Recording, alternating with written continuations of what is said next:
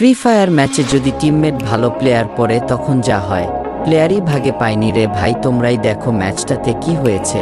আর হ্যাঁ, like comment share করতে ভুলো না গাইস প্লিজ।